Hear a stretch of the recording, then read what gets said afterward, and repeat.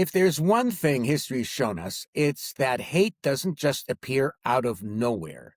It shifts, it adapts, it finds new language, new outlets, and new ways of presenting itself to the world, and that's precisely what we explore in this episode. Because today, hate doesn't look the way we expect it to. It can be subtle. It can be intellectualized. It can hide behind words and ideas that on the surface might seem legitimate. But the impact can be just as real and just as dangerous. So how does hate evolve over time? And how do we recognize it when it does? But we start by creating groups, which is not in itself controversial. We distinguish minors from adults. We distinguish teachers from students. We distinguish athletes from non-athletes or whatever. So it starts off really quite simple. We divide those things and we organize them too. So that's the next stage is we say, okay, you go over there. You're in middle school. And it's not because we're hating them. We just telling them they need to Right. make some of their noise over there. No, that's not nice to my middle schoolers.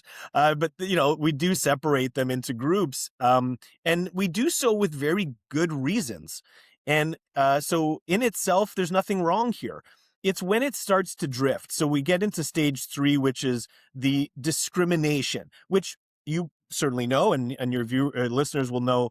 The word discrimination has gotten a bad rap because we quickly associate it with discriminating for the wrong reasons. But of course, there's a version of the word that's entirely positive.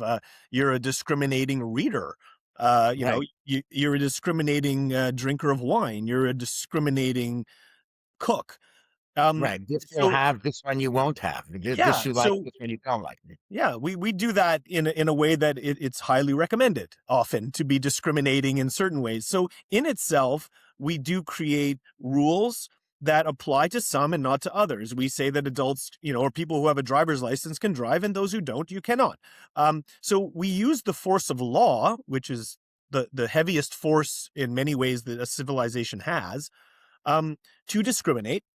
And so far so good. We haven't really harmed anybody, and there seems to be no hatred here.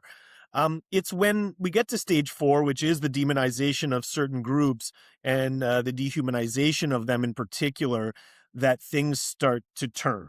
And it starts off extremely, often jokingly, actually.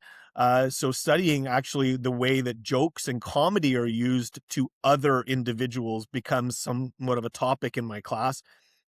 And we do look closely at the language that we use in ways that is, because our language ultimately dictates our thinking. And so when we speak in ways that are dehumanizing, and we often chuckle, um, I'm trying to raise the sensitivity, at least to be on guard for some of those commentaries, because they often lose the laughter part, and they often sink deeper into our consciousness and start to justify further actions which are much more violent and much more horrible and horrifying. So we know that hate exists. Great. Now what? I spoke with Adam Louis-Klein, who you hear from in a previous episode, about the most effective way of communicating with hateful people. It's just a pre-October 7th paradigm. You talk about anti-Semitism, you talk about crossing the line from criticism of Israel to anti-Semitism, you try to get people facts about Israel. It doesn't really work because it actually reproduces the problem. Like, it reproduces the sense that you are just kind of this sort of evasive, dishonest Zionist agent. Like, you'll defend Israel's crimes, right? And you'll say certain things are anti-Semitic, but the sense of boundaries and of a clear understanding of what anti-Zionists are doing is never there, right? It often treats anti-Zionists as if they were largely good faith critics, right? And Right. it's also worried to be too strong against anti-Zionism because that makes one seem more right-wing and pro-Israel and Zionist. It hasn't actually grasped that anti-Zionism is just its own discriminatory phenomenon, right? So you don't have to be right wing, you don't even have to be Zionist, right, to reject anti-Zionism, and that's the key, right? And that's what the Jewish organizations need to see. They need to see anti-Zionism as its own thing, use the word, and launch a mass campaign against it. Rabbi Lisa Grushko had something really interesting to say on the subject of how hate evolves, and what she had to say might surprise you. For the most part, when it comes to hate, we know it where we see it. And I'm not sure how much time it's worth giving to kind of parsing and fine tuning the definitions, right? But in order to fight something, don't we have to first define it, like what it is that we're fighting? We do. And there too, I think, what I'm struck by, there was a survey that recently came out in the US about how many Jews agree that the state of Israel should exist, but don't define themselves as Zionist.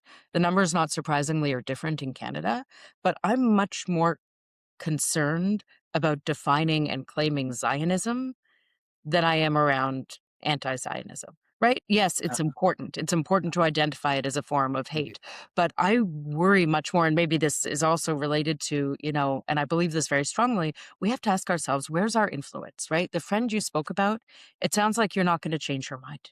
It's No. just not a conversation you can have.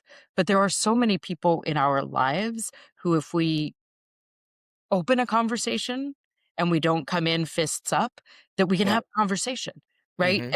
And we can find our way through. Even if we're going to disagree, we can find a way to at least understand and respect and care about each other's well-being.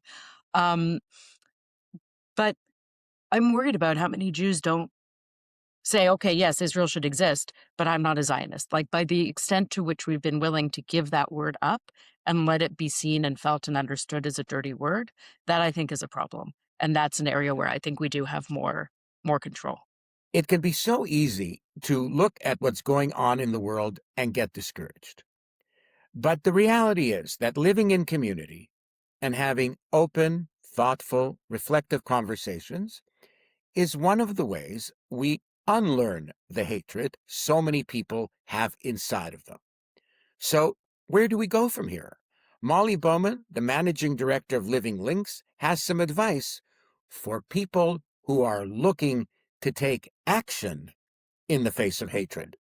Change happens person to person and experience to experience. And so the power of having 3G affiliates in local areas around the country is not only that people get to build connection with each other across the shared identity of being a descendant, but also that they can be mobilized and empowered to make change in their direct communities when an incident arises. So that might be, responding to an anti-Semitic incident in a local school, or doing advocacy at the local level for Holocaust education. Um, or it might just be, conversation to conversation. You tell your story to students, you build individual relationships, open up a forum for real bridge building. There's so much power in that, and that's how you actually change hearts and minds, or really again humanize an experience and a history. If you liked what you heard today, please be sure to rate, follow, or subscribe to Chosen for What wherever you get your podcasts. To make a donation or to learn more about the Foundation for Genocide Education, visit their website at gened.org. Don't worry, the link can be found on the show notes. For the Foundation for Genocide Education, I'm Tommy Schnurmacher. Until next time.